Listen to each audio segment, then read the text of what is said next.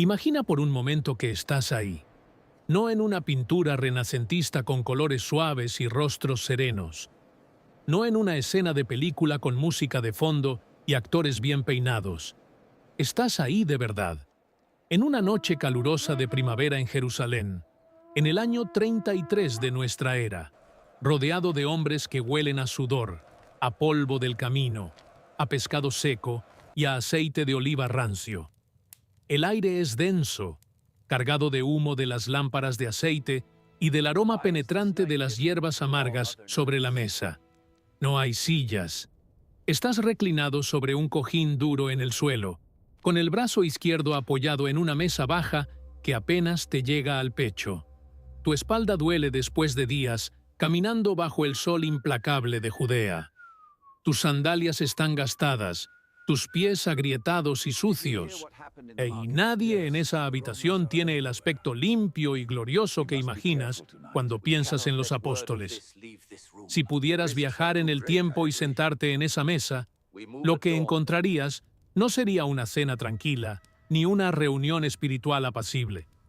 Encontrarías tensión, miedo, confusión, traición y una despedida que ninguno de los presentes comprendió hasta que fue demasiado tarde. Esta es la historia que nunca te contaron con todos sus detalles. Y después de escucharla, jamás volverás a ver la última cena de la misma manera. Jerusalén, en la primavera del año 33, era una ciudad al borde del colapso. Para entender lo que sucedió aquella noche en el aposento alto, necesitas comprender primero el mundo que rodeaba a aquellos 13 hombres. La ciudad, de que normalmente albergaba entre 40.000 y 50.000 habitantes, según los cálculos del historiador Joaquín Jeremías, se había inflado hasta albergar entre 200.000 y 300.000 personas durante la festividad de Pascua. Peregrinos llegaban de cada rincón del mundo conocido, desde las comunidades judías de Alejandría en Egipto, desde Babilonia en Mesopotamia, desde las islas griegas, desde Roma misma. Las calles estrechas de la ciudad vieja, algunas de apenas 2 metros de ancho, estaban atestadas de cuerpos, animales, mercaderes y soldados romanos que patrullaban con nerviosismo creciente. El gobernador romano, Poncio Pilato, había trasladado temporalmente su residencia desde Cesarea Marítima, la cómoda ciudad costera donde habitaba normalmente, hasta la fortaleza Antonia en Jerusalén, que precisamente porque la Pascua era el momento más peligroso del año para el orden público. Cada Pascua, los judíos celebraban su liberación de la esclavitud en Egipto, y esa memoria de liberación encendía el fervor nacionalista como una chispa en un campo de trigo seco. Pilato lo sabía, el sumo sacerdote Caifás lo sabía, los celotes lo sabían, y en medio de toda esa tensión política, un predicador galileo que había entrado en la ciudad montado sobre un burro mientras multitudes gritaban «Hosana al Hijo de David», se había convertido en el problema más urgente para todos los que deseaban mantener la paz. El lugar exacto donde se celebró la última cena ha sido objeto de debate durante siglos, pero la tradición más antigua y consistente lo sitúa en el monte Sión, en la parte alta de la ciudad, en lo que los evangelios llaman un gran aposento alto, amueblado y preparado, según describe el Evangelio de Marcos en su capítulo 14, versículo 15. Esta zona de Jerusalén era el barrio residencial de las familias más acomodadas, lo cual sugiere que quien prestó la habitación tenía recursos económicos significativos.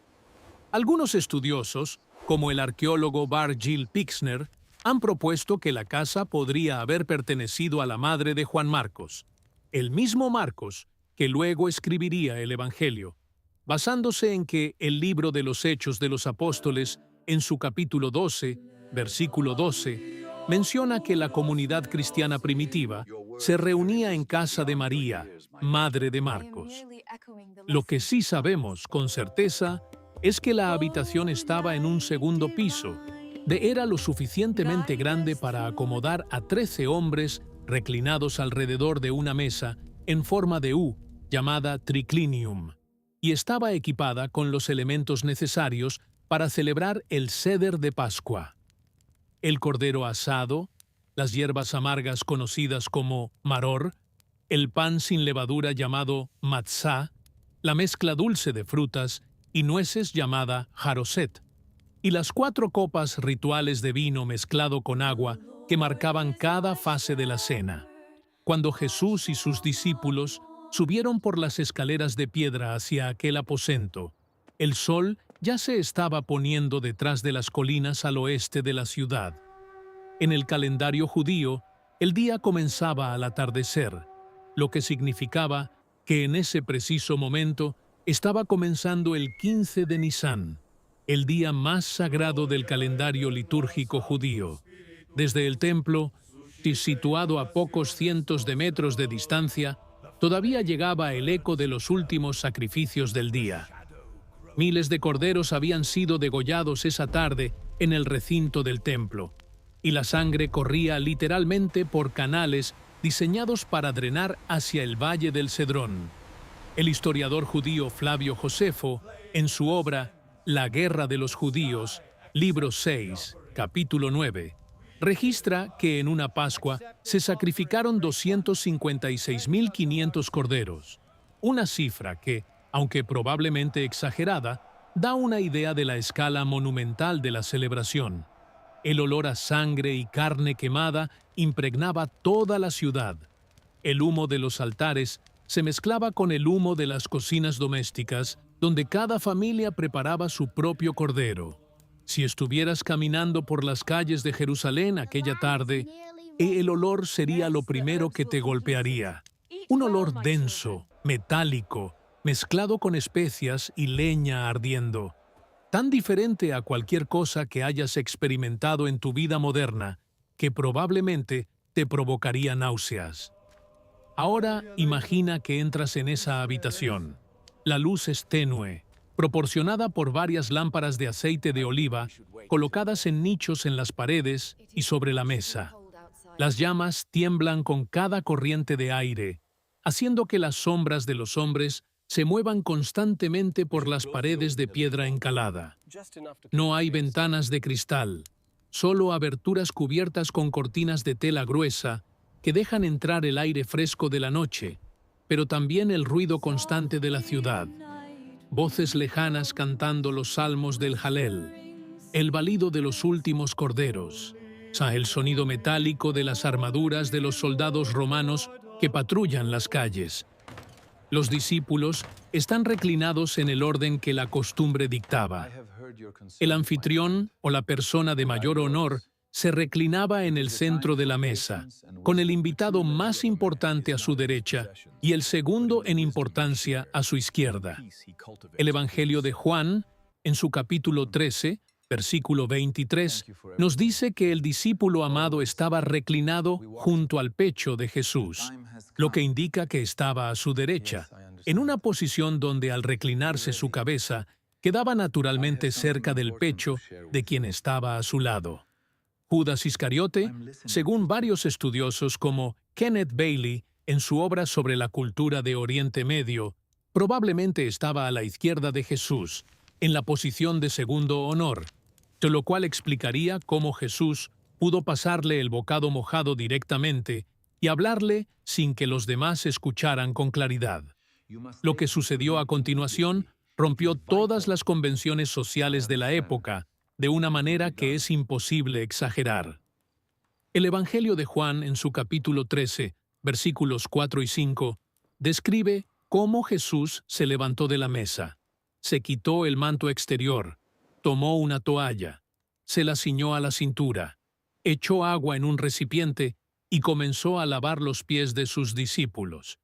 Para entender el impacto de este gesto, necesitas saber que en la cultura judía del siglo I, lavar los pies era la tarea más baja y degradante del hogar. Era un trabajo que no se le podía exigir ni siquiera a un esclavo judío, según establece el Talmud en el Tratado de Mekhilta. Solo los esclavos gentiles, si los de menor categoría social posible, realizaban esta tarea. Cuando Pedro protestó diciendo, «Tú jamás me lavarás los pies», no estaba siendo modesto ni cortés. Estaba genuinamente horrorizado. Era como si el presidente de una nación se arrodillara para limpiar los baños de sus empleados. La escena era tan impactante, tan contraria a todo lo que aquellos hombres entendían sobre jerarquía, dignidad y honor, que el silencio en la habitación debió ser absoluto, roto solo por el sonido del agua cayendo y la respiración agitada de hombres que no comprendían lo que estaban presenciando. Y si tú hubieras estado ahí, con tus valores del siglo XXI, quizás habrías sentido admiración. Pero ellos no sintieron admiración. Sintieron vergüenza, confusión y un malestar profundo, porque en su mundo, si un maestro que lavaba pies era un maestro que había perdido la razón o estaba a punto de perder la vida. La cena misma seguía el orden litúrgico del Seder de Pascua, una ceremonia que los judíos habían celebrado durante más de 1200 años, desde el éxodo de Egipto. Cada elemento de la mesa tenía un significado profundo que conectaba el pasado con el presente y, sin que los discípulos lo supieran, con el futuro.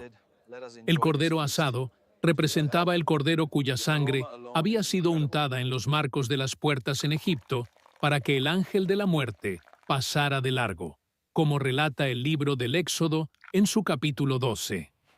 Las hierbas amargas recordaban la amargura de la esclavitud. El pan sin levadura simbolizaba la prisa con la que los israelitas tuvieron que huir, sin tiempo para que la masa fermentara. Pero aquella noche, sí Jesús tomó esos elementos familiares y les dio un significado completamente nuevo. Tomó el pan, lo partió y dijo, «Esto es mi cuerpo, que por vosotros es entregado». Según registra el Evangelio de Lucas en su capítulo 22, versículo 19. Luego tomó la copa de vino, probablemente la tercera copa del Seder, conocida como la copa de la redención, y dijo, «Esta copa es el nuevo pacto en mi sangre». Los discípulos debieron quedarse paralizados. Estaban celebrando una cena que conmemoraba la liberación de sus antepasados, y de pronto su maestro estaba hablando de su propio cuerpo partido y de su sangre derramada. El profeta Jeremías había anunciado siglos antes, en su capítulo 31, versículo 31, que vendría un día en que Dios haría un nuevo pacto con su pueblo, diferente al pacto del Sinaí. Aquella noche, o en un aposento prestado sobre las calles ruidosas de Jerusalén, esas palabras proféticas se estaban cumpliendo sobre una mesa manchada de vino y grasa de cordero, y nadie en esa habitación lo entendió plenamente. Pero lo más perturbador de aquella noche no fue la teología, fue la traición. En algún momento durante la cena, Jesús pronunció las palabras que helaron la sangre de todos los presentes. «De cierto os digo que uno de vosotros me va a entregar», como registra el Evangelio de Mateo en su capítulo 26, versículo 21. El texto griego original usa la palabra paradidomi, que no significa simplemente traicionar, sino entregar, con toda la frialdad transaccional que esa palabra implica. Imagina la escena. 13 hombres reclinados en una mesa, las llamas de las lámparas temblando, y de pronto cada uno mirando al otro con sospecha y terror. ¿Seré yo, Señor?, preguntaban uno tras otro, y la palabra griega que usa Mateo para describir su reacción es perilipos esfodra, que significa profundamente entristecidos, afligidos hasta el punto de la angustia física. Estos hombres habían dejado todo por seguir a su maestro. Pedro había abandonado su negocio de pesca. Mateo había dejado su lucrativa posición como recaudador de impuestos. Santiago y Juan habían dejado a su padre Zebedeo solo con los jornaleros. Y ahora se enteraban de que uno de ellos, uno de los que había caminado los mismos caminos polvorientos, dormido bajo las mismas estrellas y compartido el mismo pan durante 3 años, Era un traidor. Si tú hubieras estado en esa mesa, habrías sentido cómo el ambiente cambió en un instante, de cómo la confianza se evaporó como el agua sobre una piedra caliente, cómo cada mirada se volvió sospechosa y cada silencio se hizo insoportable. Y entonces Judas se fue. El Evangelio de Juan, en su capítulo 13, versículo 30, registra un detalle que debería estremecerte. Y era de noche. 3 palabras en español, 4 en griego, endenix, que cargan un peso simbólico y literal aplastante. Judas salió de la luz de las lámparas del aposento alto hacia la oscuridad total de las calles de Jerusalén. No había alumbrado público en el siglo I. Las calles eran corredores de piedra completamente negros una vez que el sol desaparecía. Judas caminó en esa oscuridad hacia los sumos sacerdotes, llevando consigo la información que necesitaban para arrestar a Jesús lejos de las multitudes. El precio acordado, y según Mateo capítulo 26, versículo 15, fue de 30 monedas de plata. El profeta Zacarías, más de 500 años antes, en su capítulo 11, versículo 12, había profetizado exactamente esa cantidad como el precio miserable con el que valorarían al pastor de Israel. 30 monedas de plata era el precio legal de un esclavo herido por un buey, según el libro del Éxodo capítulo 21, versículo 32. Judas valoró 3 años de milagros, enseñanzas, amistad y poder divino en el precio de un esclavo dañado. Detente un momento aquí. Si esta historia está tocando algo dentro de ti, si estás empezando a ver la última cena, no como una pintura estática, sino como una noche real con hombres reales que sintieron miedo real, quiero pedirte algo. Escribe en los comentarios cuál de estos momentos te impactó más. ¿Fue el lavamiento de los pies? ¿Fue la traición de Judas? ¿Fue la soledad de Jesús sabiendo lo que venía? Tu comentario no es solo un texto en una pantalla. Es una forma de decir, yo estuve aquí, yo lo entendí. Esto me transformó. Y tal vez lo que tú escribas sea exactamente lo que otra persona necesita leer hoy. Después de que Judas salió, algo cambió en la atmósfera del aposento, como cuando alguien abre una ventana en una habitación cerrada y el aire se renueva. Jesús comenzó a hablar con una intimidad y una urgencia que los evangelios reservan para estos últimos momentos. Lo que Juan registra en los capítulos 14 al 17 de su evangelio es conocido como el discurso de despedida, y es uno de los textos más profundos y emocionalmente devastadores de toda la literatura antigua. Ahora Jesús sabía exactamente lo que iba a suceder en las próximas horas. Sabía que sería arrestado en el jardín de Getsemaní, que Pedro lo negaría 3 veces antes del amanecer, que sería juzgado ilegalmente por el Sanedrín durante la noche, violando sus propias leyes que prohibían juicios nocturnos y juicios durante festividades, que sería entregado a Pilato, y que antes de que el sol del viernes alcanzara su punto más alto, estaría clavado en una cruz romana en el Gólgota. Sabía todo esto. Y en lugar de huir, en lugar de usar su poder para escapar, en lugar de denunciar a Judas ante los demás, se sentó con sus amigos y les habló de amor. Un mandamiento nuevo os doy, que os améis unos a otros como yo os he amado. Dice Juan, capítulo 13, versículo 34. La palabra griega que usa para amor es agapao, que no es el amor romántico ni el amor fraternal, sino el amor deliberado, sacrificial, que elige amar incluso cuando no recibe nada a cambio. Jesús no estaba dando un consejo filosófico, estaba dando su testamento final, las últimas palabras de un hombre que sabía que moriría antes del amanecer del día siguiente. Pedro, como siempre, fue el primero en hablar con más valentía de la que podía respaldar. Señor, daré mi vida por ti, declaró con la convicción absoluta de un hombre que se creía incapaz de fallar. Y Jesús, con una mezcla de ternura y tristeza que las palabras apenas pueden capturar. Le respondió: ¿Tu vida darás por mí? De cierto te digo que no cantará el gallo antes que me hayas negado 3 veces. Esto aparece en el Evangelio de Juan, capítulo 13, versículos 37 y 38.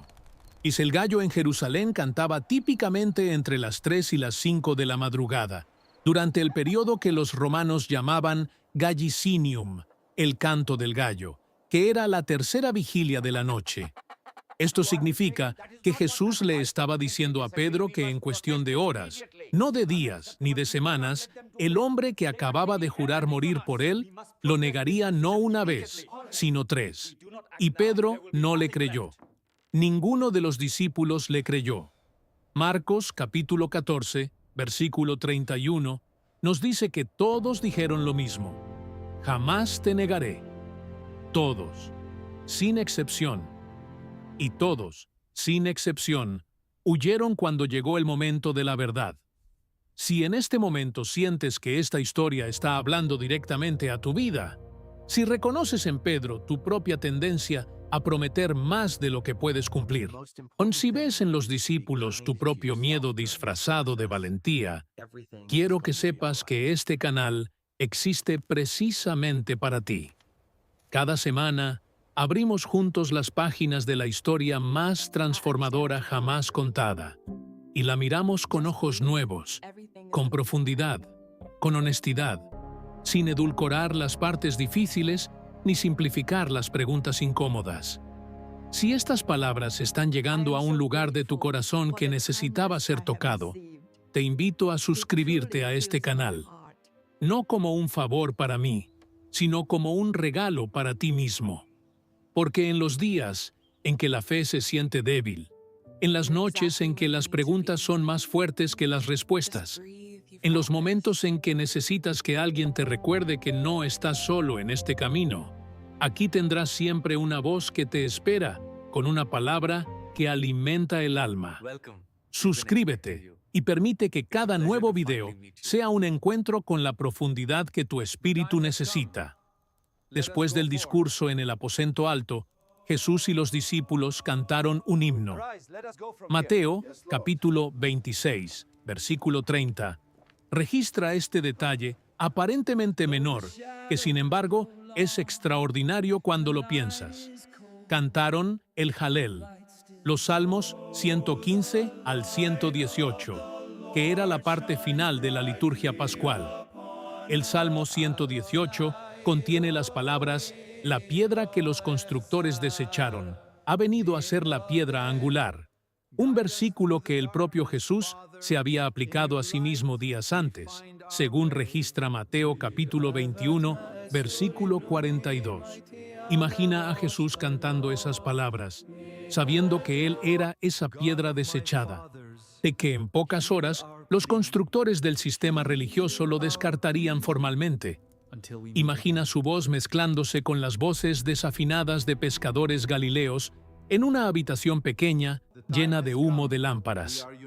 Imagina que después de cantar, se levantaron, bajaron las escaleras de piedra y salieron a la noche. Las calles estaban más tranquilas ahora. La mayoría de las familias ya encerradas en sus casas, celebrando el Seder. El grupo caminó hacia el este, bajando por las calles empinadas hacia la puerta que daba al valle del Cedrón. El nombre Cedrón viene del hebreo Kidrón, que significa oscuro o turbio, y en aquella noche de luna llena de Nisán, el arroyo que corría por el fondo del valle llevaba agua mezclada con la sangre de los miles de corderos sacrificados en el templo, que drenaba por los canales hasta ese punto. Pan Jesús y sus discípulos cruzaron ese arroyo de agua enrojecida para llegar al jardín de Getsemaní, en la ladera del Monte de los Olivos. Getsemaní significa literalmente prensa de aceite en arameo, y era un huerto de olivos donde probablemente había una prensa para extraer aceite de las aceitunas. El Evangelio de Juan, capítulo 18, versículo 2, indica que Jesús frecuentaba este lugar con sus discípulos, lo cual significa que Judas sabía exactamente dónde encontrarlo.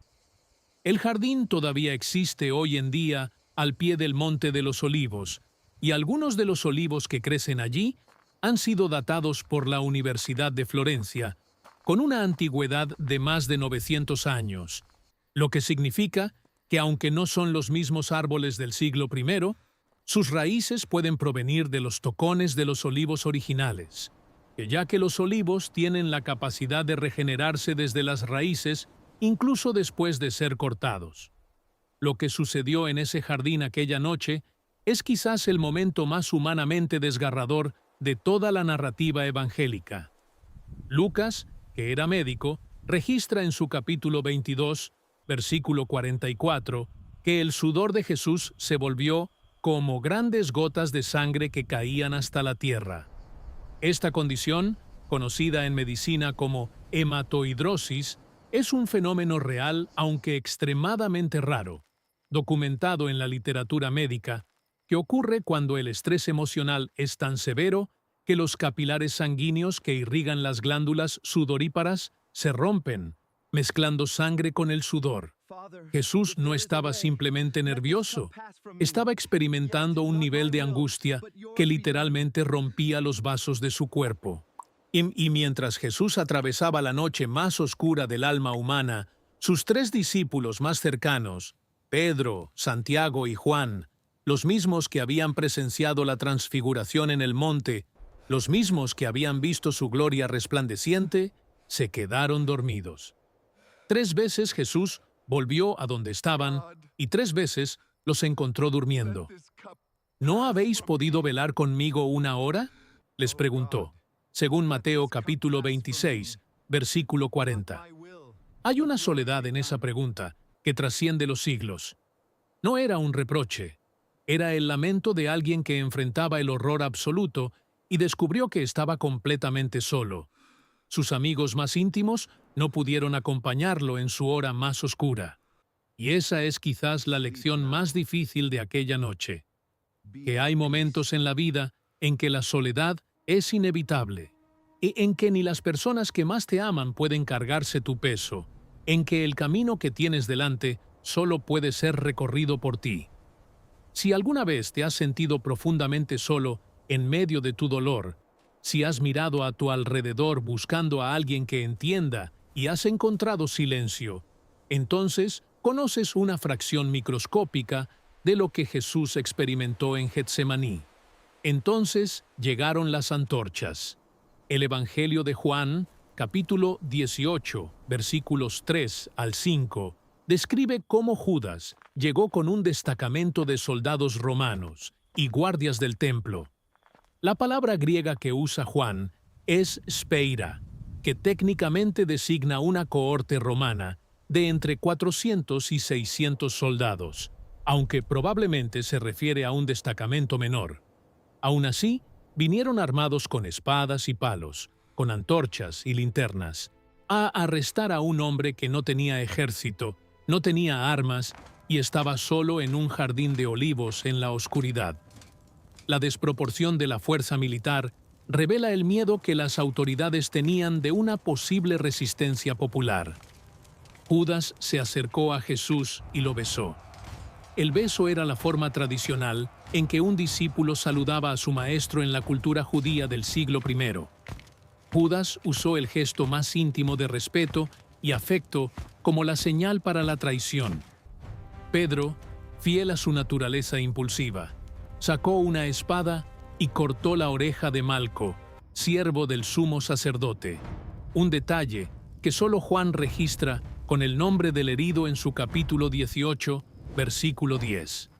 Y entonces, como habían predicho las Escrituras, como lo había anunciado el profeta Zacarías en su capítulo 13, versículo 7, «Tú ohiere al pastor y se dispersarán las ovejas». Todos los discípulos huyeron, cada uno de ellos. Los mismos hombres que horas antes habían jurado morir por su maestro, desaparecieron en la noche como sombras.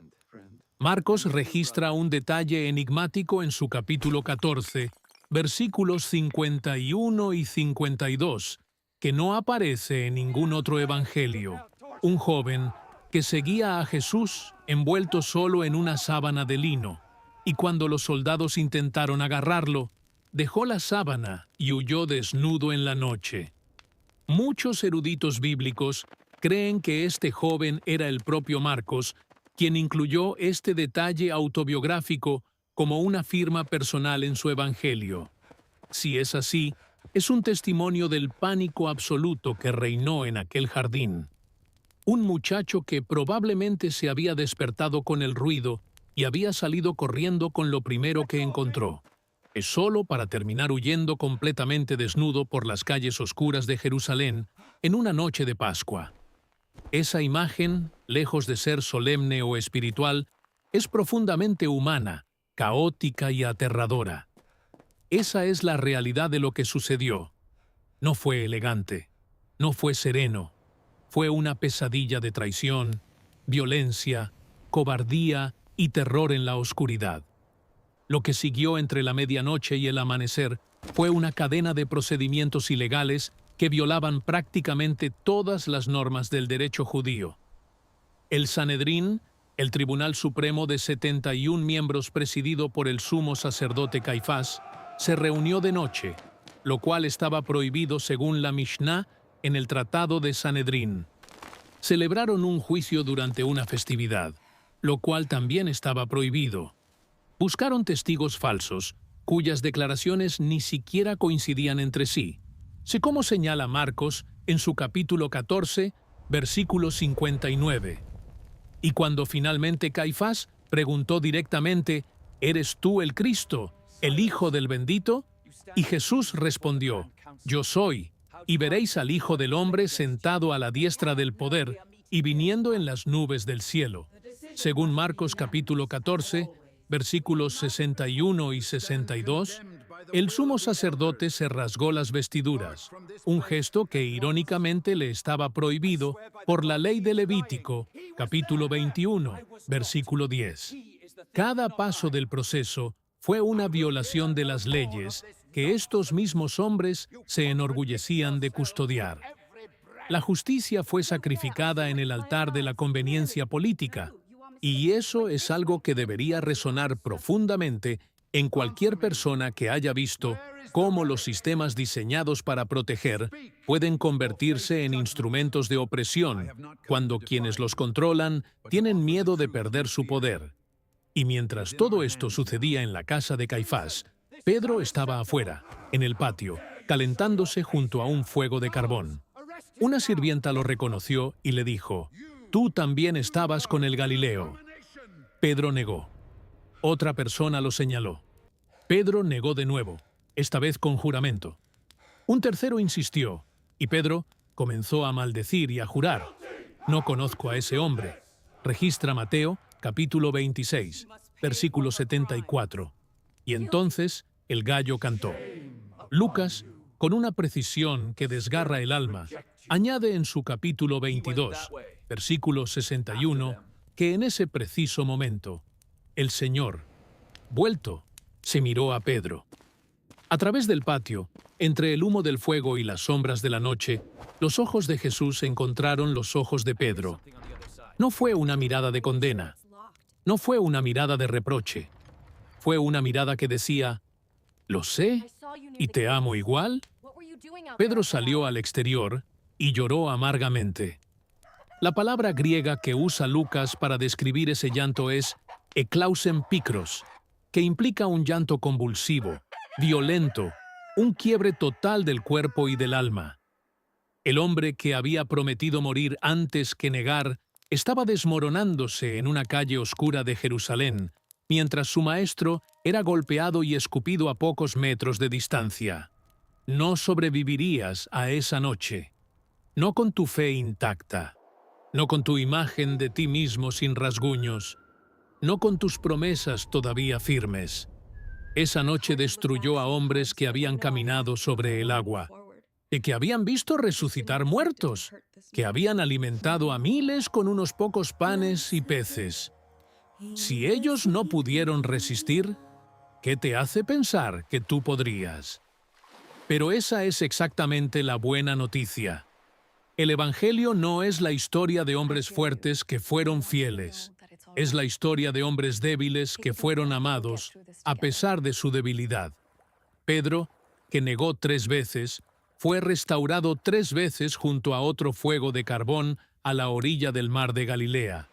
Cuando Jesús, resucitado, le preguntó 3 veces, ¿me amas?, como narra Juan capítulo 21. Cada pregunta borró una negación. Cada respuesta de Pedro reconstruyó lo que aquella noche había destruido. Y esa misma gracia, esa misma restauración, ese mismo amor que no se detiene ante nuestras peores versiones, está disponible hoy para ti. No importa cuántas veces hayas negado. No importa cuántas veces hayas huido.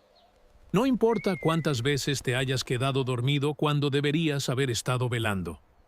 La mirada que cruzó aquel patio, hace casi 2000 años, sigue buscando tus ojos hoy y sigue diciendo lo mismo. Lo sé, y te amo igual. Si este viaje a través de la noche más larga de la historia tocó tu corazón, si ahora puedes ver la última cena, no como una imagen congelada, sino como una noche viva, sudorosa, aterradora y profundamente humana, entonces dale like a este video para que más personas puedan encontrarlo. Y si conoces a alguien que necesita escuchar que el amor de Dios no se rompe cuando nosotros nos rompemos, comparte este video con esa persona. A veces, un solo enlace compartido puede ser la palabra exacta que alguien necesitaba escuchar en su momento más oscuro. Porque aquella noche en Jerusalén, todo parecía perdido. La traición había triunfado, la cobardía había vencido, la oscuridad había cubierto la tierra. Pero 3 días después, una tumba vacía le dijo al mundo entero que la noche más oscura siempre termina y que el amor que se entrega hasta la muerte es el único amor que puede vencer a la muerte misma.